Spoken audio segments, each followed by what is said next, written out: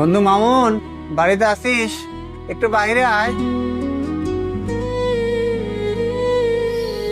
শাকিল, কি বলিস? বন্ধু কেমন আছোস? ভালো আছি। হঠাৎ আমার বাসায় কেন?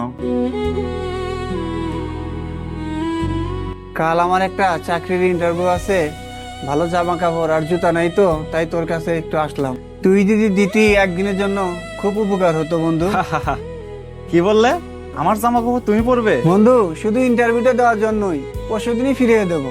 আরে সব দামি জিনিস তোমার মতো মানুষের জন্য না, যদি নষ্ট করে ফেলো। আমি খুব যত্ন করে ব্যবহার করি। আরে না না, যাও, আগে নিজের অবস্থান দেখো, তারপর বড় লোকদের মতো পোশাক পরার স্বপ্ন দেখো। ঠিক আছে বন্ধু, আমি চললাম। হ্যাঁ হ্যাঁ, সেটাই ভালো, তুমি চলে যাও। আজ বুঝলাম সত্যিকারের বন্ধু বিপদের সময় চেনা যায়। অর্থ দিয়ে মানুষ বড় হয় না, বড় হয় তার ব্যবহার ও মন মানসিকতা দিয়ে।